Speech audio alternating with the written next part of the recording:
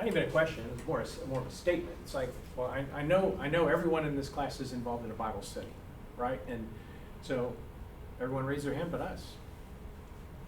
Now, I mean, could we have made a choice and said, hey, tell us more about what Bible studies you're in? That's not the way that came across to us. And so, I mean, that was very clearly we felt like we were being judged, like there was a clique that we weren't part of. And fast forward,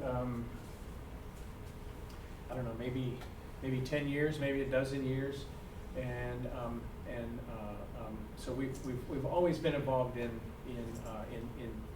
teaching Bible class from in one form or another. Karen usually gravitated to the children's ministry. I really like teaching high school, on and off, teaching high school. Some of y'all's kids we teach here, 3rd through 5th grade. But there was the preaching minister at our church in North Carolina was like, hey Cody, I have a great idea. There's this new book that's out by John Mark Hicks on baptism, and I'm going to teach the adult class, and then I want you to teach this take the high school students through this.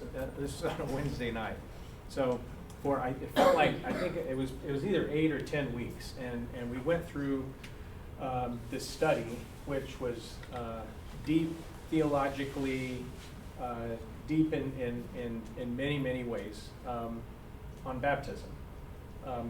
So these kids and the adults that Bill was teaching, they were equipped with way more knowledge than probably they needed to have, right? So when David and I were kind of laughing about it on last week, we had an opportunity to have lunch, and so out of that class of I don't know, 12 or 15 high school students going through this baptism class for 8 or 10 weeks, 0 baptisms. Okay, so just kind of file that away. So that is, and as I mentioned, did you have something? No. Oh, okay. Okay. So I think that the overall point of this introduction, which has gone on longer than I wanted it to, is that we've been new a lot, and we've sort of developed this heart for new people.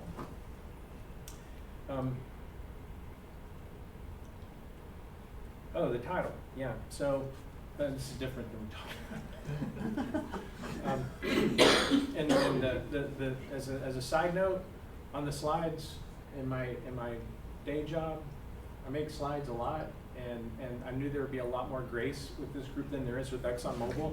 So these are very plain, very plain. But seed planting, and we're going to talk about what I want to talk about today, with significant support from Karen is some experiences that we had, and this is in the context of the work we had the opportunity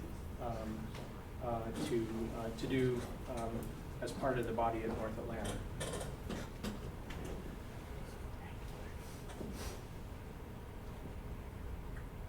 So the planter, the one that plants the seed, nor the one who waters is anything, but only God who makes things grow. Amen. Mic drop. Okay, that's it. We're done. 7:77. So it's not about us, right? It's not about us. We'll come back to that. So the new member model, I guess, at North Atlanta, it could have changed. I mean, we've been gone for a little while. Everybody that comes in goes through this Discover North Atlanta DNA. It's got a nice ring to it, right? It's a 4-week shepherd-led small group. It was at the time. It could be anywhere from 2 people, or 1 or 2 people, to up to 10. the point is that it introduces new members to the church, the big church, broader church, body of believers, as well as just very practical things like, hey, let's take a tour of our campus, and you can see what it's all about. Here's how we're a shepherd-led body. Josh snuck in. And Josh can comment on North Atlanta too. I actually revamped that class. You did? Okay. So Now, it's see, now I'm like, now I'm nervous. Everything is right so far. Okay, everything's good so far. So once you kind of go through this 4-week DNA class, you're shunted off to generally 1 of 2 pathways. So one is another adult class. In a previous draft slide, I don't know why the word adult class didn't come to mind. I just had quote unquote regular. We go to a regular class, right?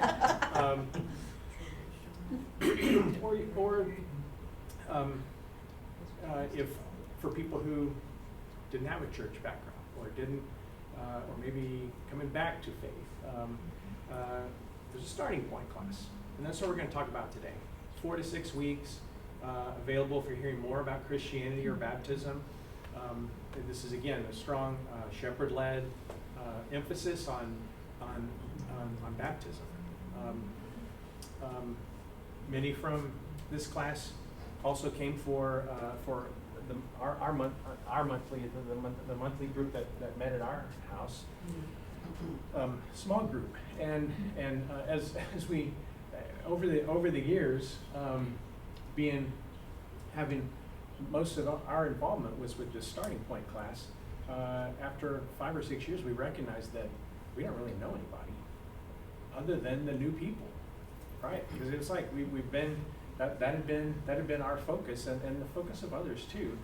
But there were people that had been at North Atlanta for their entire life, and someone would mention their name, and I don't know who that is. And I think one of the I'll leave it at that. Sir, I Yes, don't know ma'am. whether you recall this or not, but when you have a new member model, Yes, ma'am. usually that's North Atlanta. Do you remember anything about a series that we had was called Now That I'm a Christian? I do. That I missed model, Discover North Atlanta. That's basically what that first part is. The second part, new members. That's I'm old school. But I know, it's like another name, but it's the same. That's what I see. Yeah. So now that I'm used to being a little book, right? Right. Little- Oh, yeah, I have that book. Little gold book. Yeah, I- gold I- book. I- Yeah, I have that book. Thank you.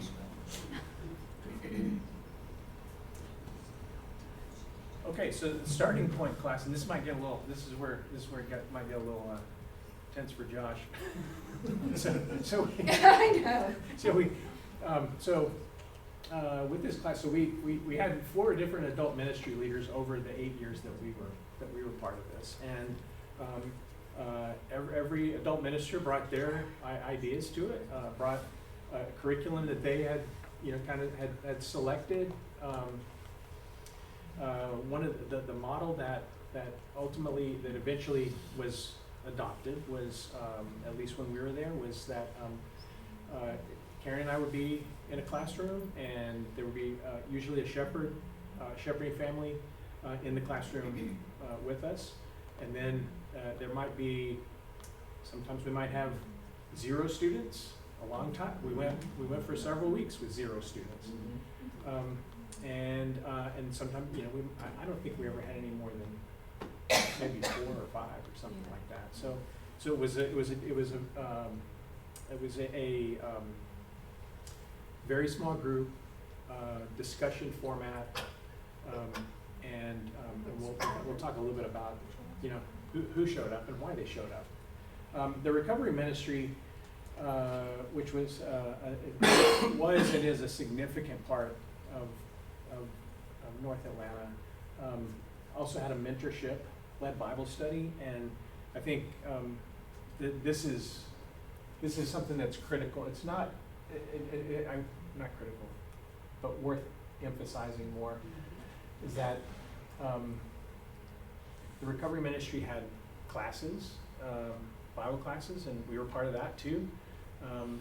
But that was like, if you think about the iceberg model, right? That was like the very top. The base of it formed with this mentorship program. And so we had many members that participated as mentors. Okay, well, who showed up to this class? Who showed up to Starting Point?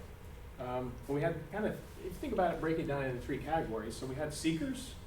So, what's this all about? Some were just agnostic, like I don't know what I believe. Some have no church, but they believe in something. We had starters, committed to learning more, and then we had some returners too. Some church experience, but they've been away for a while. Some have been burned by organized religion and open to trying again. Some returning from churches of Christ, some from other faith traditions. We had one student when we were doing I guess it was the 6-week, I guess it was the 6-week with Josh, the 6-week curriculum, and we went through it with him twice because we didn't have any other students, and so this was Jewish heritage. Harvard and Berkeley trained physics professor, and just like super curious. There was no antagonism or anything like, well, why? Tell me why you believe this. It was he was just curious, and so it was just we had you just never know who's gonna walk in the door and what their background is. We'll talk more about that too. So why did people show up? Well, Yeah. right. I mean, we can write all relate to that. In all caps. I was getting on the bus and I saw an ad for North Atlanta. I just moved to town and thought I'd give it a try. I wanted to see what church was like. This was the closest one to my house. This was the guy I just mentioned, Josh. We asked him, why are you here? It's the closest one to my house. The recovery program, most of the program, Atlanta is kind of a hotbed for recovery programs, residential recovery programs nationwide, and there in a lot of the people that were and are in recovery, part of that, one of the requirements for them was that they had to go to church. So the buses would show up at the house where they were living, and they would come to church. Church is over, they go back to their house. It's a requirement of their recovery program. We've had a few, well, this one is specifically a crisis for a single mom. And this woman was outside her home country. Her parents were still in Nigeria. And her mom said, you need to find a church. And then this happened. Right? So, but the process didn't stop, it just looked different, right? So, and this is true for all of us, right? Phone-based mentors, this is when everyone learned how to say, oh, you're on mute, on Zoom, right? Yeah. And so during this time, the recovery ministry member numbers, exploded. I see you nodding, Josh. Yeah, exploded. And so there was this big challenge, right? Because things were starting to open back up, but a lot of the members that were a lot of our members that served as mentors were older, mostly older women, because most of the recovery ministries that we served were women.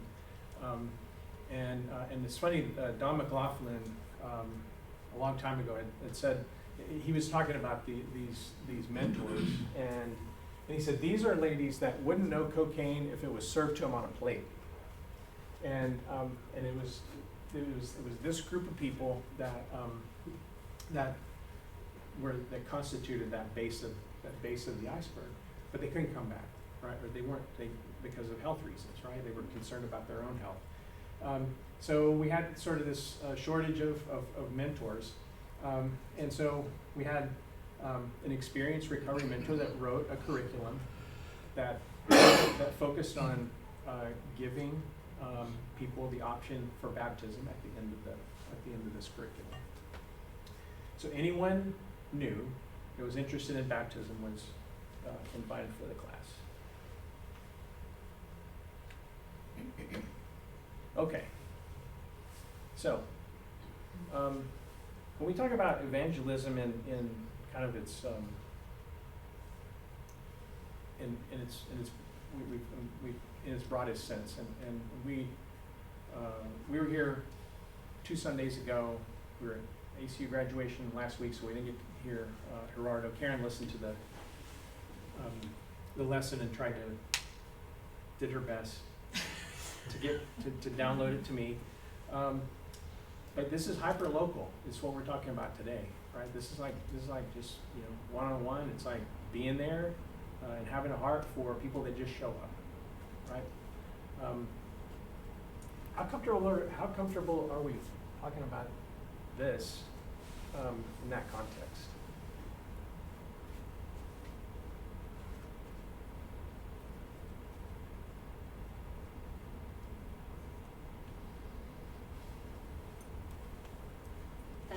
So to me, kind of a lot of the discussions throughout this series have kind of come back to that question that we talked about a few weeks ago with David, which is, are we focused on the institutional or the relational, right? Like, so if people are coming in and they don't know a lot about church or Jesus or kind of how everything fits together, and you start talking about baptism, it's very confusing because that's like a very institutional kind of structure in a lot of ways if you aren't familiar with the story as a whole, right?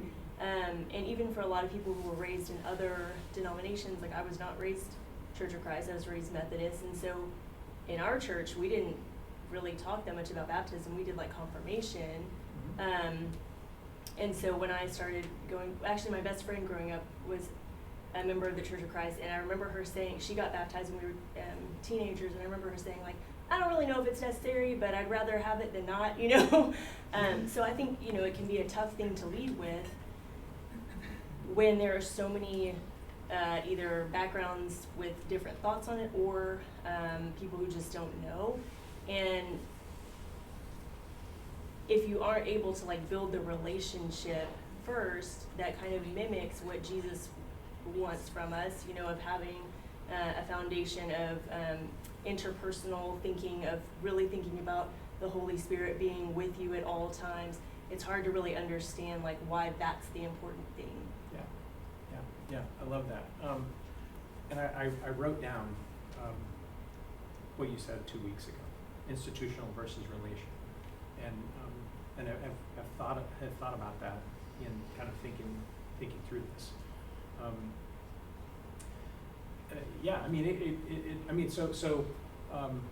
So I was baptized when I was 13 because I didn't want to go to hell. Mm-hmm. Right? There's a lot of that, right? Yeah. Not because I wanted full access to the Holy Spirit.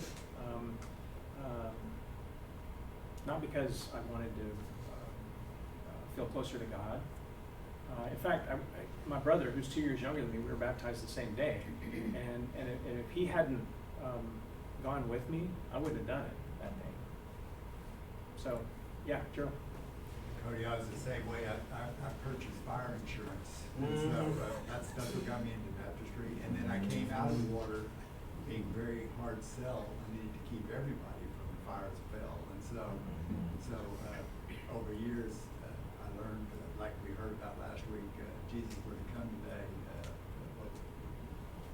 would happen for you. And I went through a period of using that too. And now, right or wrong, I've gone a long way to more like, what are your problems? And how does Jesus answer those problems? And specifically like in the recovery ministry here, Yeah. we try to do. Yeah. And so, and then from there, ultimately related to the water rather than the water takes care of everything. Yeah, So- yeah. No, I love that. There's, I mean, the way that we started talking about it, and the way that I still love to think about it is that this is part of the process of the transformation that gets you to living into the best version of yourself. So, well, we kind of, I think this is, yeah. I guess kind of to your point, I guess grew up going to Church of Christ, I remember kind of as a kid hearing it all the time, I almost felt like in game, like you'd always have to hear it memorized, it's like, hear, believe, man, confess, be baptized, and like that's the end of the movie. And I remember, there's just memories you have growing up and sitting at church, and this is back when we actually had paper bulletins, so you could like look at the membership numbers every week and contributions, and they did something about, look at how many people we've baptized over the year. And I remember like turning to my dad being like, hey, the membership number hasn't really changed, like attendance number hasn't changed, but on the screen, it was crushed it in baptisms. And but it felt almost like the goal was to get people to the water, and then after that, like figure it out. Like it was just like growing up, I almost thought of it like a recruiting. It's like, you get that 30-day free trial or something, get them in, hook them in, but no one ever thought about what happens afterwards. And so it was just incomplete thought growing up of like, I don't know, the goal of evangelize is to get them baptized, and then between them and Jesus and God. And so it was incomplete kind of how I described growing up. I think some of what he says pretty much more like a performance-based thing. It's, at least this is from my experience, it's like, get them the water and let them know, hey, like I said, go with the Gerald Bentley fire insurance. But now it seems like it's changed. I mean, the Bible calls us, we are to make disciples. I think for the most part, I think we're getting better at making disciples and going through a discipleship type model. And of course, baptism is part of that discipleship model. Because really, in my opinion, I think the real big work starts once you get immersed. After you get immersed, and that's when the real relationship starts kicking in. And if you don't have somebody come alongside you to help you walk this out, you feel like it's a feeding frenzy. It's like you guys are sharks coming at you. You become bait. That's when you're most vulnerable, right? Yeah. I want to apologize for being late coming in. Transportation problems, thank God I'm here. Listening to what both of them have already said, it brought my mind back to, I'm in the 50th generation, and we were just taught as children as, you're going to obey the gospel and ask no questions. And through the years, when you learn, and you never knew you was lost, because you didn't get the full, the full focus on what it was all about. Being Christ-like and have you, the baptism part. So when they told us, and especially when during my time of baptism, what brought my mind to Christ was that at that time that we couldn't have a connection with God unless we go through the baptism, which our Lord Jesus Christ has already paid the price, that we can have the eternal life. That's the way it came to us. So I know everybody pretty much had a different experience, but growing up as children, we would have never gotten it because all we was told was obey the gospel and ask no questions. Wow. Yeah. I mean, I think that's a lot of great things about our heritage, right? About the Church of Christ heritage. A lot of great things. The five-step plan of salvation is not one of those, right? If you do these 5 things, you're good, right? And it was about the plan, working the plan.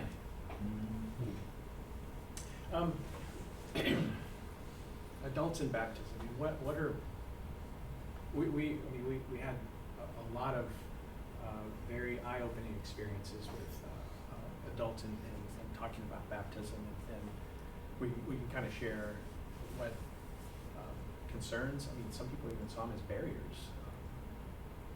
What do y'all think?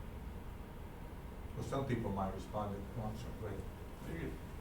Some people might respond that, hey, I was baptized as a baby, why do I need to do that again? That's one. When I was a teenager, after I had been baptized, I somehow got it in my mind, I think from the teachings I was listening to, that in order to bring someone to God, first you had to make them perfect. First they had to be good. First they had to be sinless. Then you could baptize them. And I remember only once in my life was I ever able to listen to Marshall Keeble, but during that little weekly, that gospel meeting he preached, I remember almost everything he said. And he gave us an example, and I'm not sure if it was original with him, but he was the person I heard make this example. He said, how many of you have ever gone fishing? Raise your hand, and of course a lot of people raise their hands. And then he said, keep your hands raised if you've ever caught a fish. And of course most of the hands stayed up. And then he said, now how many of you have ever cleaned a fish that you caught? And of course most of the ladies' hands came down, but a lot of hands came down, but some were still up. And then he said, now those of you who still have your hands up, how many of you ever cleaned a fish before you caught it? And of course all the hands came down, and he was saying, our job is not to clean them. The Holy Spirit leads people into that, and yes, we help them, but our job is to catch them. God will save them, and that really explained it to me. I was gonna say, as someone who's come from a background of, kind of like you're saying, agnosticism and atheism, coming into Christianity, I feel like baptism, especially when it's first introduced, seems like a great commitment, and it's the biggest concern I've had with it is it feels very daunting to try to understand when I'm ready for it.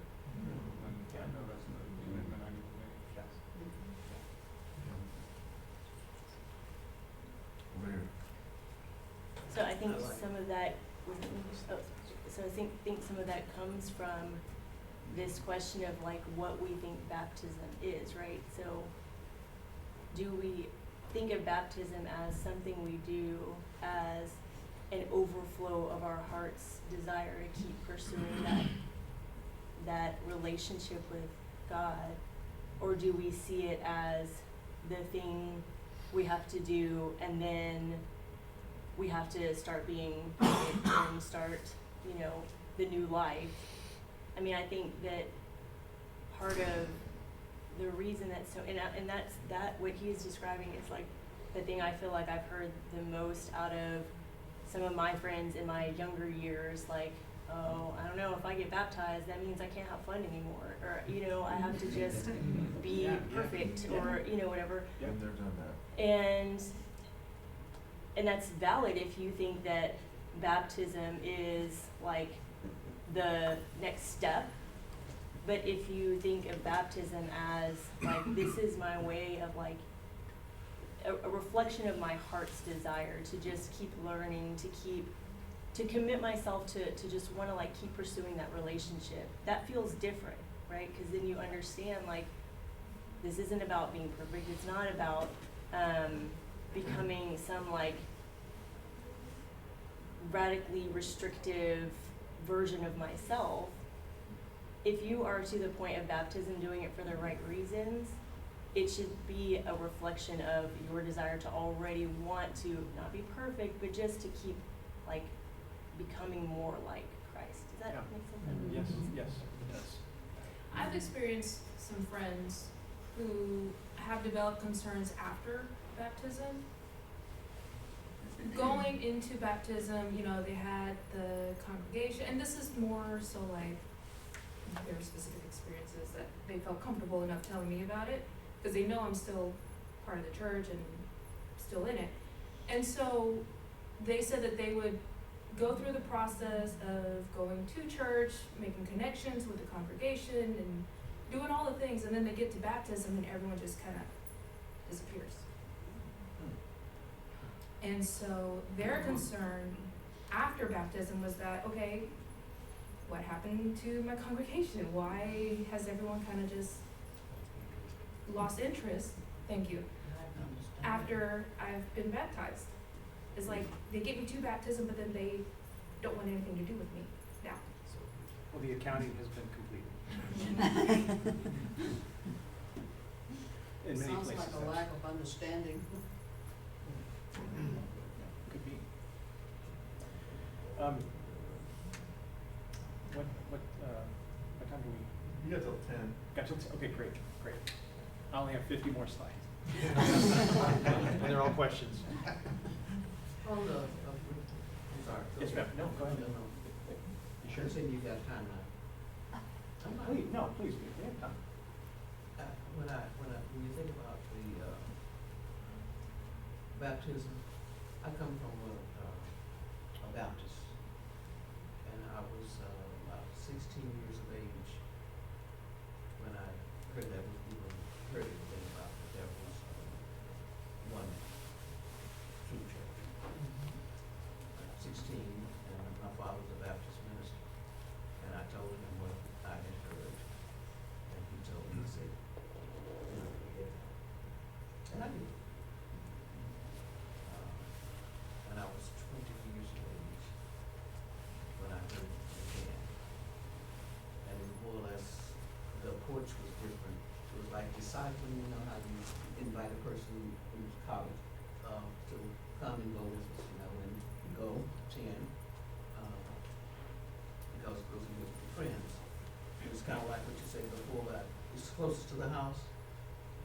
I don't know, and your parents told you you need to go. And, after, I guess, maybe 2 or 3 years.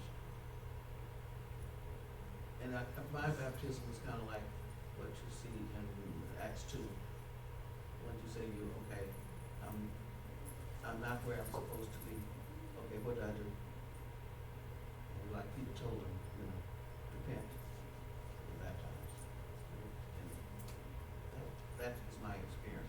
So I think it has to do with your culture, your teaching, your upbringing. I associate with everything that you said. And this young man and young lady, but it depends on how you, when you're approaching people, let them, leave them, have a relationship, build a relationship, and that's what these students did. They built a relationship, and I could see who they were, that it wasn't just put them to the side. And what she said a few minutes ago regarding the, when you baptize them, and there's no, they go away, like I got you now, but we had something, a different program. It puts you with someone else that was more experienced, had been in the church longer. And transformation is a progression. Yeah. So like it's not something happening. The illustration, I knew what he said about other people. That illustration, that's powerful. You cannot clean a fish. Catch it. And so the cleaning process starts with that second teaching. And it has to continue. Thank you.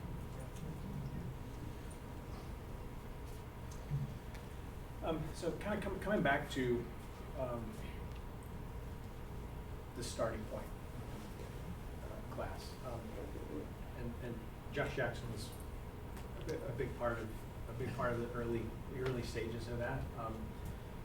So what this kind of evolved into was a 4-week exploration, and it was available to anyone who was interested. That's that even just just curious to I've got to have this, and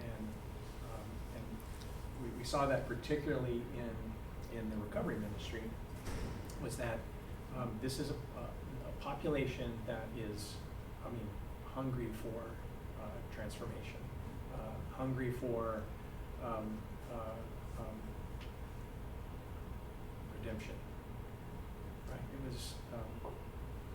We'll talk more about that in a couple of minutes, but we went ahead and scheduled. If you want to get baptized at the end of this discussion, it's available to you. There was no, hey, we're forcing you into the water. I would say most students in the class were interested. A few were like, no, maybe I want to go back through the class again, or I'm going to think about it. Right. But the class was provided a Bible to read the book of John as homework, and so why John?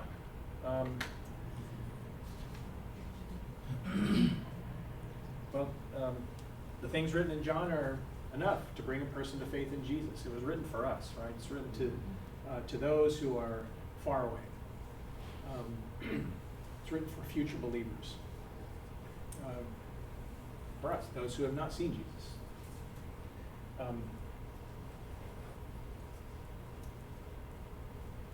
Because you have seen me, you have believed. Blessed are those who have not seen. Did you type this? And yet believed. Jesus performed many other signs in the presence of his disciples, which are not recorded in this book. But these are written that you may believe that Jesus is the Messiah, and that by believing you may have life in his name. So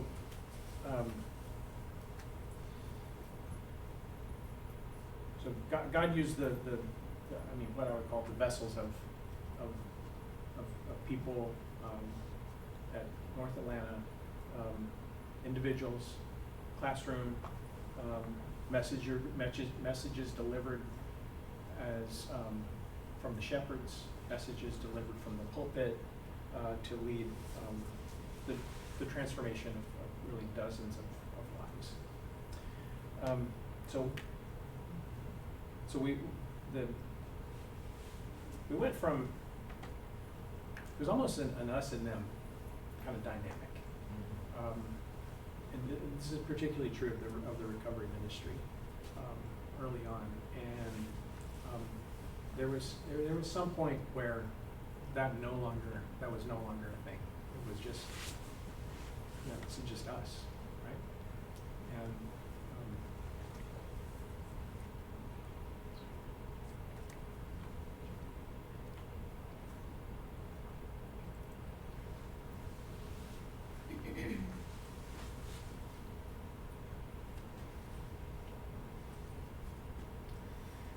yeah, we're all in recovery from something. Right? For some people, it was drugs or alcohol. For some of us, one of the, if we have time, we'll get to one of the key points one of the key takeaways that has been for us is that own your own sin and talk about it. And so I remember several discussions with several cohorts in the class. There was just this unease, and I said, I was in the Navy for a long time, and I learned some language in the Navy that I still struggle with when I get mad, and there was just this sense of, this is not a perfect person that I'm talking to. Yeah, Joe? That same apostle wrote a letter, I think it said something about if anyone claims to be without sin. Yeah. Body armor.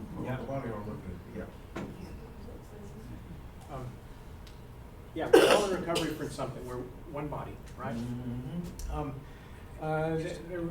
There got to be a point where this was the baptisms were occurring not just in kind of one or two, but in 6 or 7 or 8 at a time, and so we're out of towels. And so the church had the church had a baptismal garment and towel shower. So it's like, here's the link on Amazon, order these, and I don't know how many we ended up with, but a lot. Recovery Month is in September. There's a church-wide celebration of Recovery Month. I tried to look for some pictures that kind of would show you the scope, and I think the last one that we were there for, a couple hundred people were there. Students have an option to go from what we call 0 to baptism in 4 weeks. For some, it's a unique population that's, like as I mentioned, hungry for reconciliation. Stories that need a redemptive shift. So we wanted to equip students to make this decision and offer this plan invitation. Okay.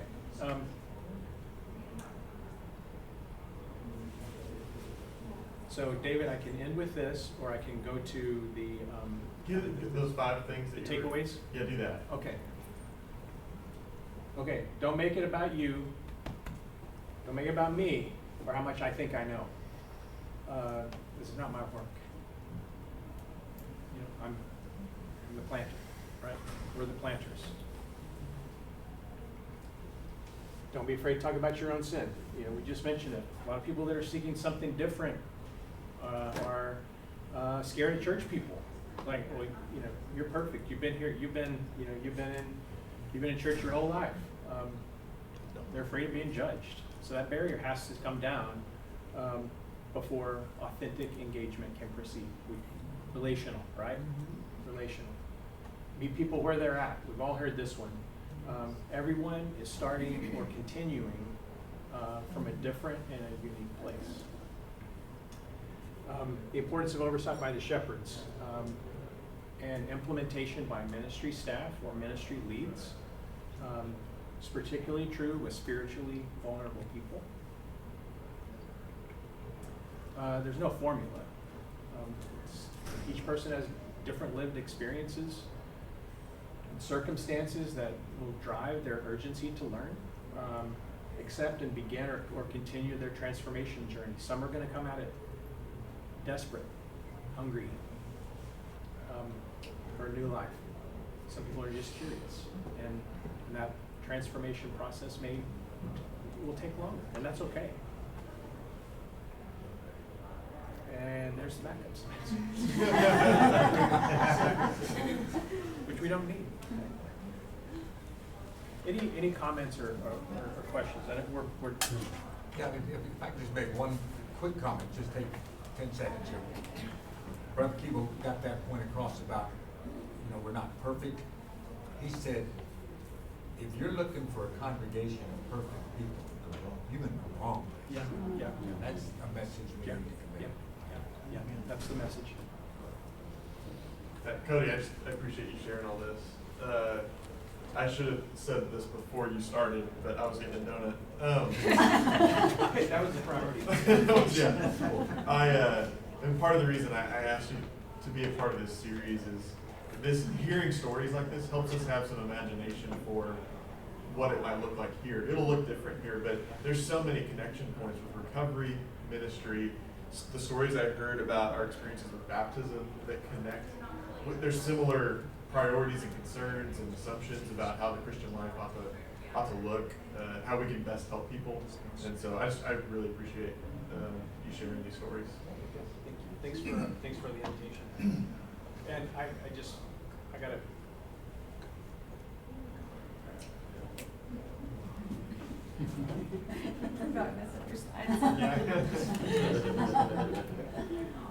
I'd like to say that I'm touched that you're so touched.